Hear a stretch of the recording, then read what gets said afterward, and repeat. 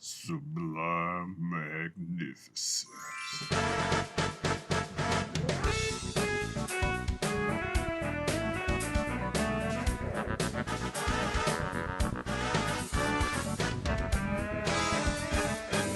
Hey guys, you know who it is, what's going on, when it's happening, where it's at, and why we're here today.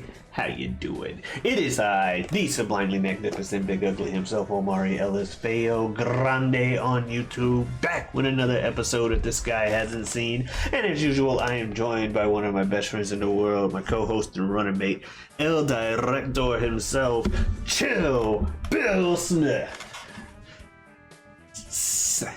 And hey Omari, happy Life Day. Happy Life Day, indeed.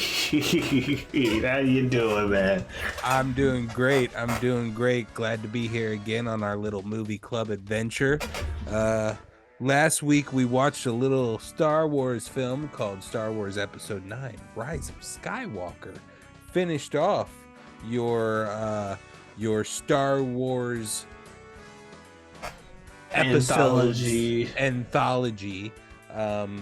But there was an important piece of Star Wars canon yet to have been seen by you. Ah, yes, and it's that time of year where it might as well have been appropriate. Some may say it's a wonderful time of year. Some may say it's the most. What time of year is that? Christmas time. Christmas time. We're watching the Star Wars Holiday Special from 1978. Chewbacca and Han Solo try to get the Wookiee homeworld of Kashyyyk to celebrate Life Day, but are impeded by an Imperial blockade. Chewie's family passes the time with various forms of entertainment. It is directed by barrels of vodka. It is written by pounds of cocaine. And it stars a lot of random people. Omari, why have you not seen the Star Wars Holiday Special? I don't know. I think what little I had heard about it over the years was that it wasn't good. I believe I once heard I had heard it in one of those upper echelon of bad, legendarily bad things. I hadn't really ever heard any details as to why. I thought I heard someone say it introduced the concept of Ewoks. It didn't, but I thought it did. I never heard anything good about it, but after a while I hadn't heard anything bad or good about it. I was at a loss for what I was expecting. It wasn't what we got, though. I can say that much. Especially because, for those who don't know, I don't really try to read the synopses of these movies just because I like being surprised by what happens in the film. Yeah. And there were surprises to be had. Absolutely. What were you expecting? So I think I had heard something about variety show in the past and those things that people say, but I had not watched a lot of variety shows or anything like that. But I was picturing something more like a one set, like Tonight Show, but not Tonight Show, but that kind of set, like audience. And it's more just like a stage thing where they may pan from side to side or have someone come in. I was expecting a lot more Christmassy things, whereas, what are we going to do for Christmas? Oh, that evil Darth Vader here to stop Christmas again. I don't believe there is no Christmas on the dark side. You know what I'm talking about? Santa. The dark side is on Santa's naughty list or some shit like that, and they don't like it, so they're trying to strike down Santa. Yeah, Santa's a Jedi for sure. Yeah, so it's one of those things where I expected something along those lines, like it's Star Wars, but here's Christmas in Star Wars land. Sure, Jesus doesn't exist, but that doesn't mean Santa doesn't. Jesus in Star Wars universe doesn't exist. People think I'm talking about real life. But yeah, so it's like, doesn't exist. not anymore. He died for our sins. Yep. And so we go on to the movie and get right into the thing. So I had to watch this. I watched it on YouTube. Yeah. It was out on YouTube. And curtain. Before we started watching, because Curtin, I guess, peeked behind the curtain. This time we kind of had a little watch along thing. Right, that yeah, we did actually got with to it. watch it together. Yeah. Although separate. Yeah, I had a little watch along that we did over Zoom, so that was fun. But shortly before we had actually started watching together, the video started with the Incredible Hulk will not be viewed this evening.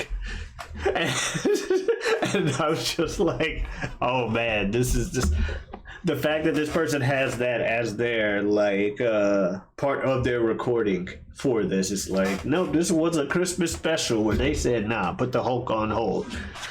Yeah, this is a direct rip from WHIO Channel 7 in Dayton, Ohio. Yeah, WHIO Channel 7 Dayton, as those decals As it would pop up several times throughout the video.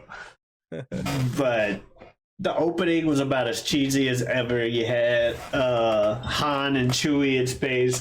I know, Chewie, we gotta get to the yeah, you're getting home, Chewie. I know life day is important.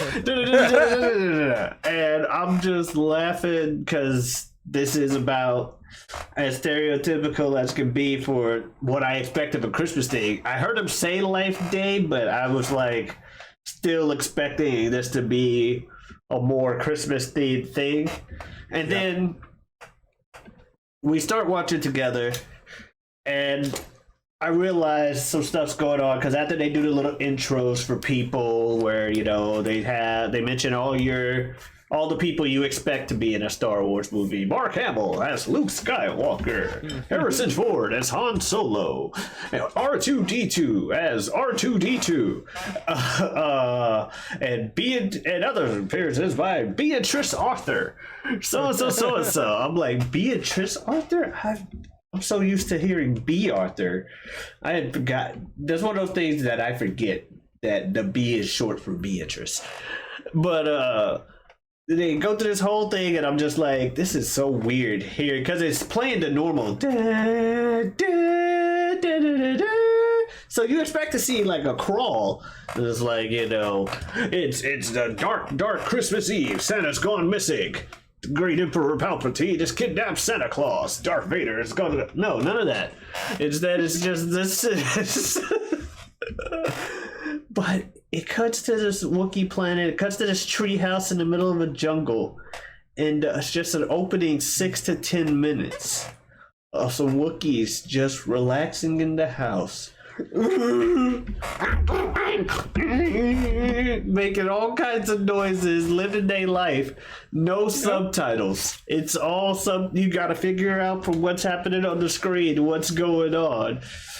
Essentially, they're Chewbacca's family, and they're trying to figure out why he's not here for Christmas or Life Day, as they refer to it throughout the movie. And I'm sitting here and we're watching, and it's still pretty early on, and they start making phone calls to people. It's like, oh hey, it's Luke Skywalker.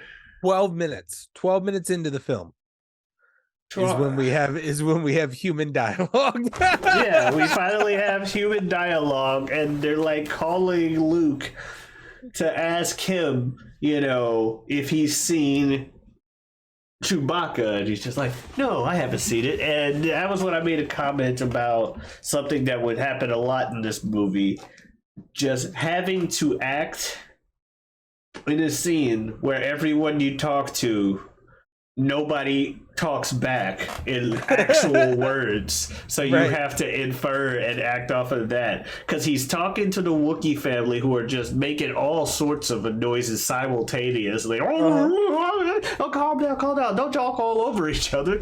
I can barely understand. And then well, R2, you need to do so and so. I'm like, just the idea, like having to be upset and like, yeah, and like half of your lines, if not more, have to be regurgitating what that character supposedly just said, so we the audience can finally know what they're saying, because there are no subtitles in this film or in this TV show, whatever you want to call it.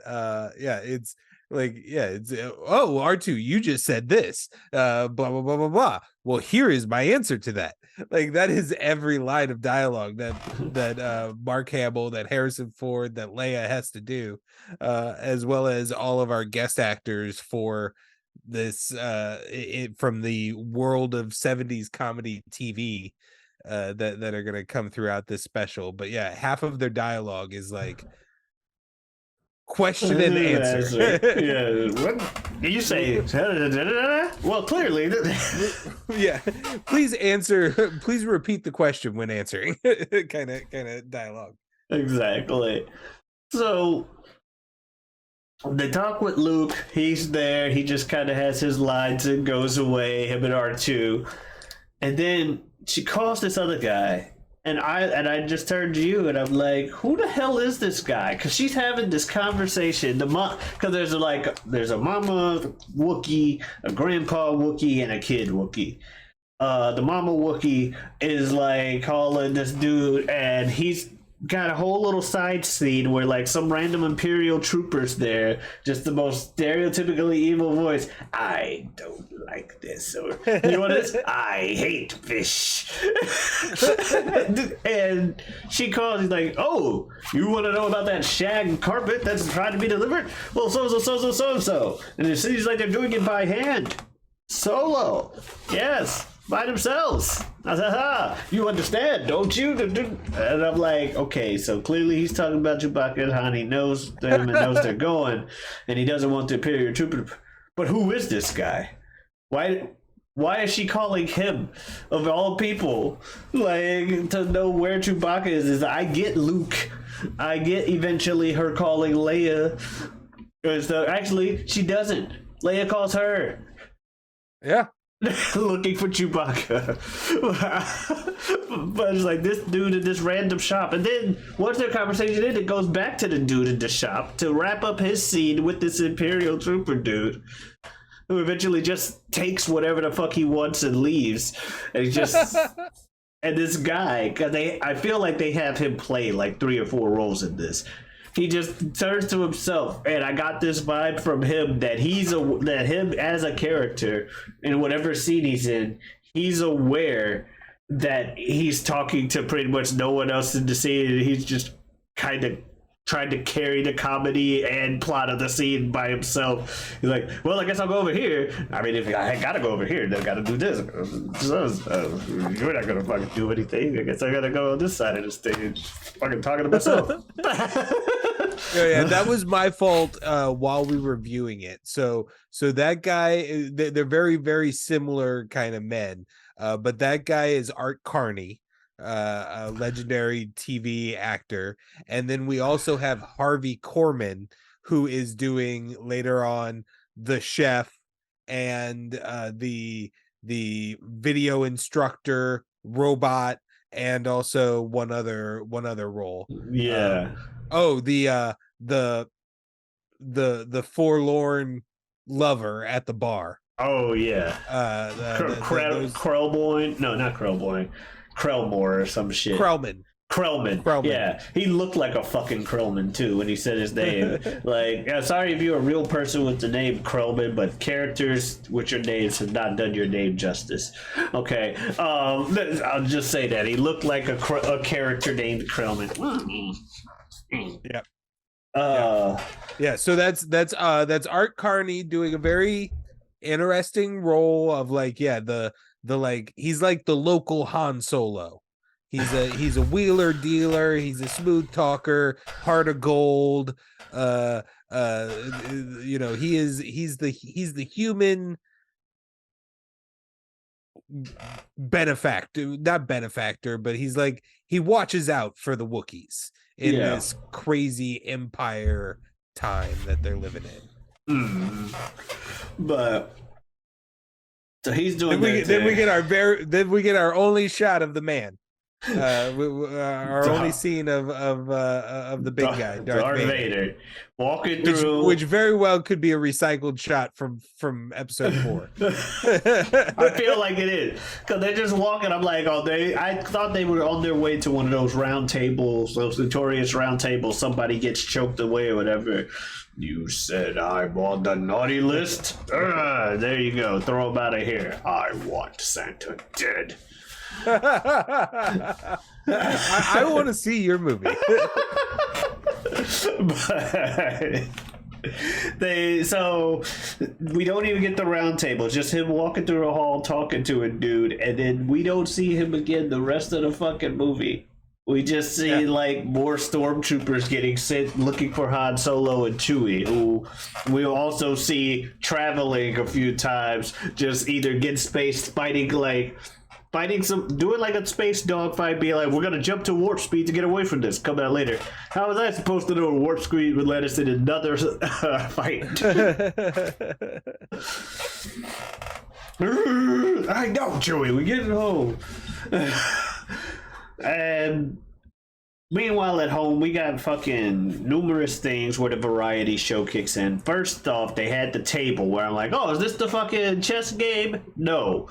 It's a fucking circus show with juggling and gymnastics and holograms and a guy playing a fucking horn who then teleports off of the table and starts dancing with the horn. And I'm just like, what is going on now? Meanwhile, the kid Wookiee Lumpy is creepy as hell. Patty Maloney plays Lumpy, and she's doing some very interesting fun stuff, but the whole the look of a 6-year-old Wookiee is just very it's very weird. Yeah, and then all the noises it makes instead of the it's like this is the expression and everything too. It's just a very creepy thing. Yep. Yeah, that's randomly poking at the camera. Gotcha, that's our first random thing. And then next we get Mala, who's Chewie's wife, played by Mickey Morton. We get Mala making the family dinner for Life Day. And we get the guy we were just talking about, Harvey Korman's first appearance in the special, playing a TV show chef in the Star Wars world. So like, you know, instead of a beef roast, it's Banta. Oh yeah, Banta tail or whatever. And then all of the spices are things that, you know, they're just random made up gibberish. And yeah, but he's playing it in drag, and it's weird. It's weird, and it made all the more weird by the lack of soundtrack. Yeah, there's no music involved. There's very little Foley sound effecting of stuff. It's just like it's a person in a Wookiee costume staring at a fake screen, and then shots of a very, very simple, very, very plain cooking show. And it's weird. Stir the pot. Whisk and stir and stir and whisk and stir. Like I want, like it's almost like they were just like they just put him in costume and they were like, all right, go do some shit. It has very like improv vibes, but like it's editing is it's the 70s, and we like maybe nowadays there would be a little bit something different that they would do with the editing to make this pop a little bit more, but it just feels It weird. feel yeah, it very much does. Like I said, I was like, this is what does this have to do with anything? And I think around this time you asked me like, what's your time code? Just so we know we're watching around the same days. I'm like, about 20 something minutes in, and then I went, oh my god, we're 20 minutes in. And it sunk in that this is a movie where it's like the longest 90 minutes you're gonna experience just because of all the stuff that happens. Uh, Yeah, I mean, like, yeah, it's the longest. It was the longest 22 minutes of our lives at that moment. It is the longest hour and a half you will ever spend. It's and yeah, it's because it's weird and it's slow and it's quiet yeah. and like you said, it changes very frequently into And random there's so things. much stuff happening, and you're like, why are we here? What does this have to do with Christmas? Like a guy comes over, the shop guy comes over to the Wookiee family house, and he brings some gifts, which I guess that could be Christmassy, you know. Happy Okay, Life Day. Happy Life Day. He brings a machine for the granddad, a VR machine that's like holographic. Wow, as he puts it. He's like, have a happy life day. Trust me, you're really gonna have a happy life day. As he turns on this VR machine, which is crazy enough in itself, like with some imagery to begin with, some like jewels and shit, and all of a sudden this lady comes up on the screen. It's me. I'm your fantasy. And for the next blah blah time, do do do do do. And she just starts singing it. It's like, I believe you referred to it as grandpa porn, pretty much, because that's Yeah, pretty much what it is. it's Grandpa Itchy's porn. It's very much what the guy just gave him. I mean, that's what all that like winking and nudging was from the guy. It was like, "Oh, you're gonna love this. Wow." Uh yeah, and then like the She song does a whole intros with full like on number. Yeah. Sorry, I didn't mean to cut you off. oh no, Yeah, the you're right. song Yeah, the song intros. with like she intros it with like I'm here for your pleasure. Like Yeah. yeah, it's like this is and again, this was on television. This was the holiday special. And it's like a 6 minute sequence of just her doing this stuff and singing and whatever. And you watch this and it's like, okay, that was random, but has a lot of this been. Well, what's gonna happen now? Suddenly, like the fucking, I think that's when the stormtroopers show up at the house or some shit.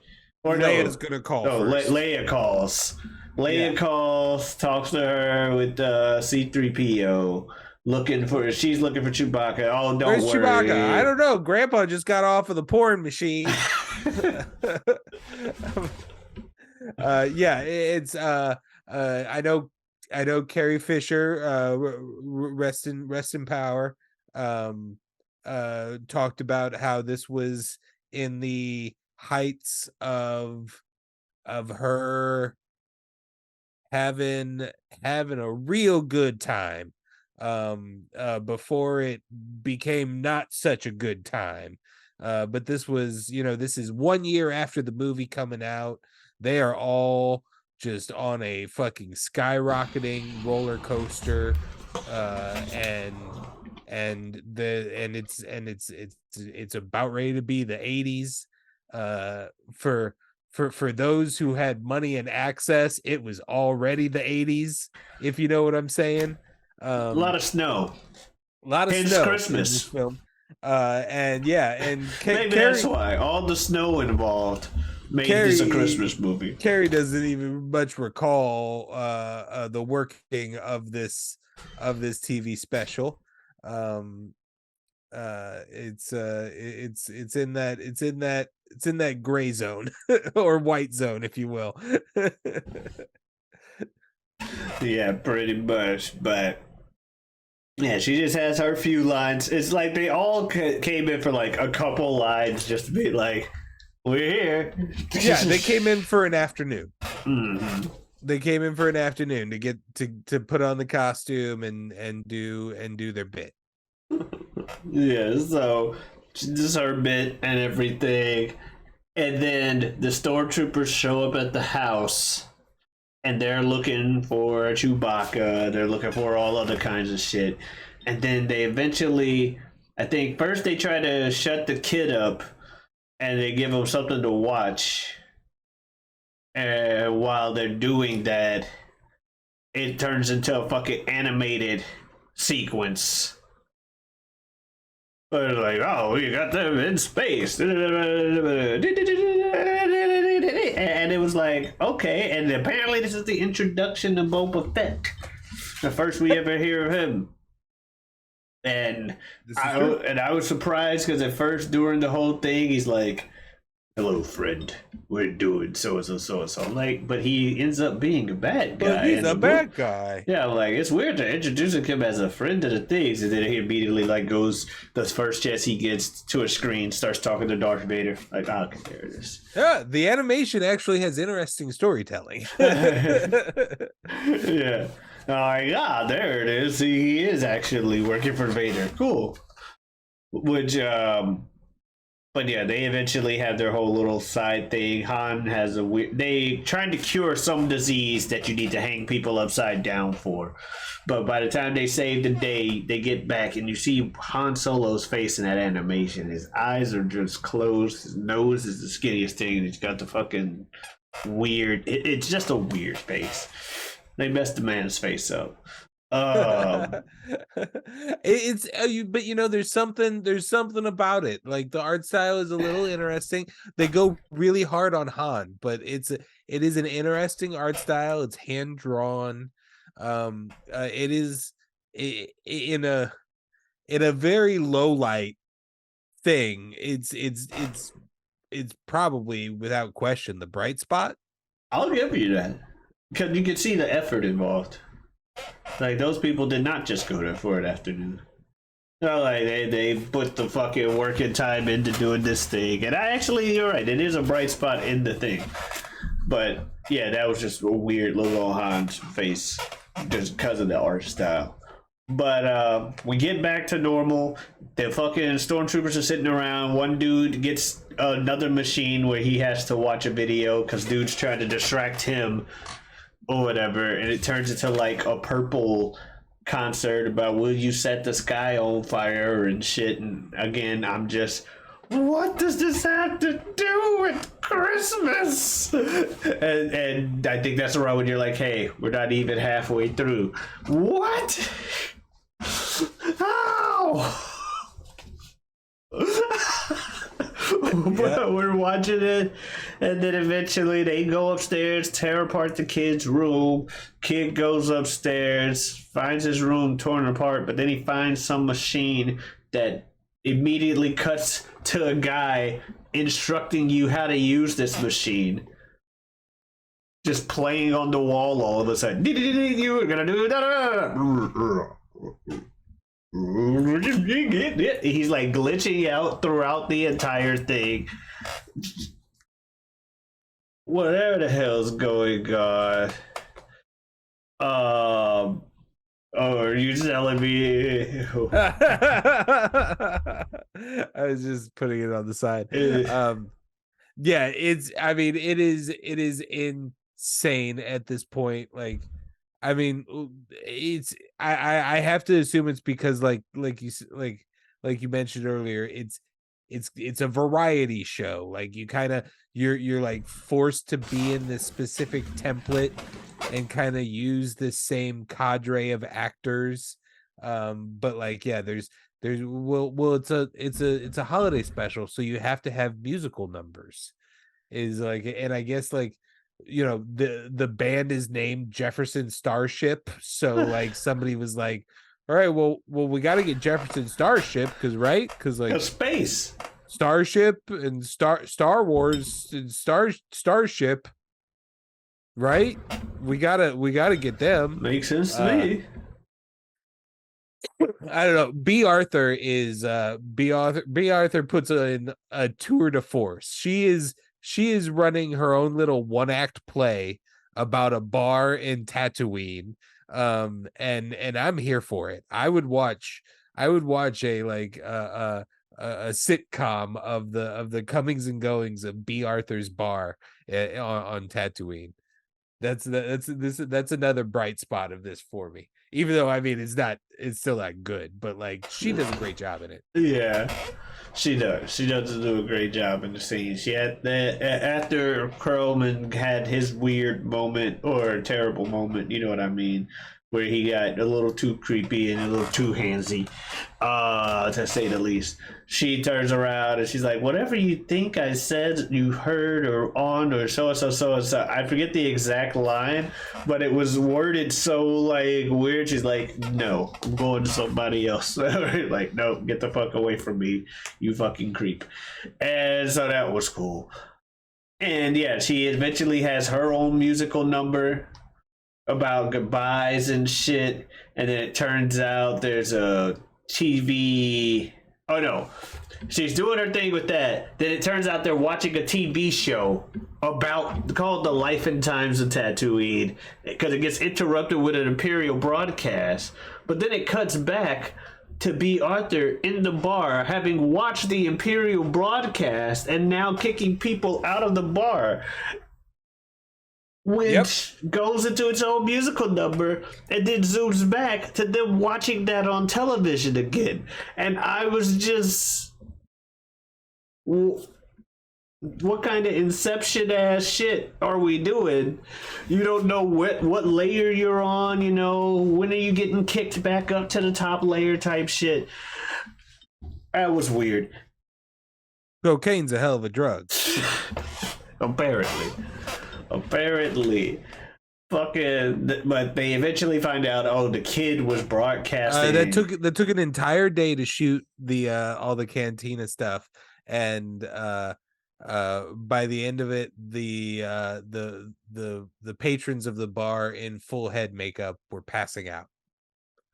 Apparently if we were to rewatch it, we could find takes where there's people passed out still on the table that they won't notice until the take wraps, until they cut the take. That's pretty funny.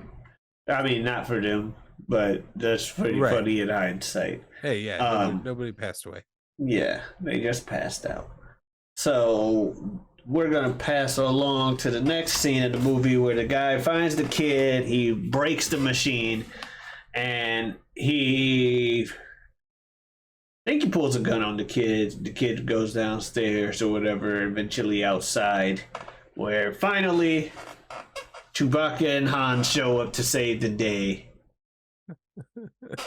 And Han's like, "Yeah, here, go with your dad." Da, da, da, da.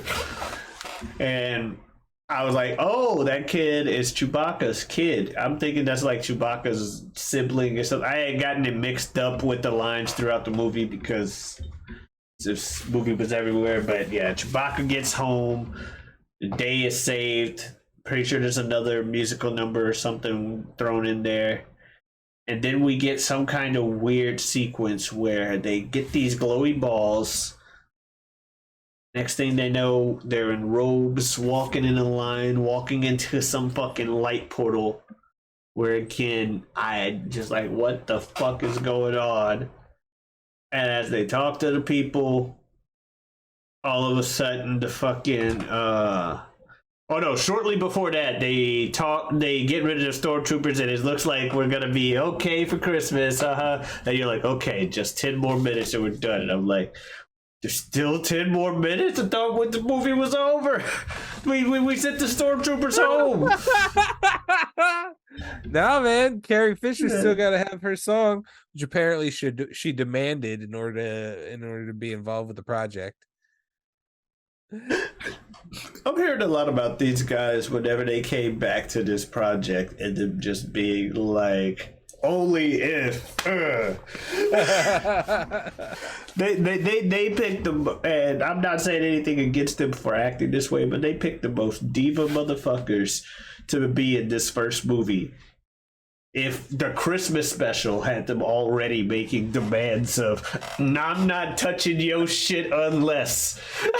I mean, we weren't there, but like the way history documents it, you're talking about like Jesus Christ, the Beatles, and Luke, Leia, Han. Like that's the like everybody saw everybody saw Star Wars and went and saw Star Wars. Everybody knew who these three were. They're the hottest. They're the hottest shit on the planet. And look at, and here we are. Here we are, what, 60 years later, and we're still fucking talking about Star Wars. Oh yeah, like I said, good on them for getting their money and taking the maximum advantage. It's just funny that all three of them had that mindset of being too big for I'm gonna it get mine from the get-go. Right. No, yeah. We hear all of this talk of like of the Rocks and Vin Diesel's not allowing to lose a fight in their contracts, but this kind of stuff has been going on for a long time. Mm-hmm. But yeah, she has her. Yeah, they didn't have their whole like final thing. Leia gets to have a song. I'm like, where did you guys come from? You guys were all off planet a second ago, and you're just like, you guys walked through the magical light portal thing, and now we're here to say we can't help you miss out on Life Day. And I got a song for everybody. So she sings her song. It's like, okay, that's cool. Wasn't expecting that. And it kind of wraps up the movie. Everybody go home. And then there's a little after credit sequence where they're just sitting around the table, just holding their little glowy orbs.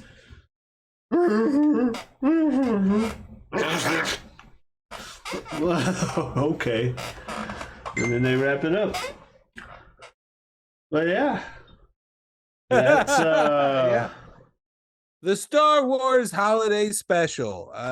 Be glad we got what we got, because it allowed George Lucas to realize that he's not always a hit maker. That sometimes he's gonna, I mean, literally the next thing. This is number 2 in the Star Wars canon. And he was like, oh fuck, never mind. I mean, prior to this failing, they wanted to spin this off into a regular television show. Chewbacca's family was going to be featured prominently later on in one of the 2 films coming up in the original trilogy. And then at some point, he wanted to do an all Wookiee film. All Wookiees, just Wookiees, nothing but Wookiees. So this failed legendarily, and then we didn't have to deal with any of that stuff afterwards. Oh my goodness. Oh, that would have. Oh no. No, it would have been funny if it had at least made it to the TV show. Like a pilot or 2. There's a couple episodes before, you know, those legendary like lost pilots that you'll find of a TV show. No, yeah, that was the only thing that had actually made it to development before this aired. But I believe that was only purely just like the early stages of like trying to story break a few episodes and stuff, and then it was like, oh fuck, never mind. You interrupted Hulk and Wonder Woman for this. The Incredible Hulk will not be airing tonight. The Incredible Hulk and Wonder Woman starring Linda Carter will come back at the regular times next week. But yeah, so I guess final thoughts on the thing. It was bad. Yeah. But I'm happy I watched it. Is it the worst thing we've ever watched?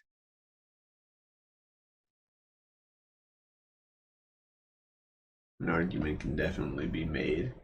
Yeah, it's definitely in there. That argument can definitely be made. Because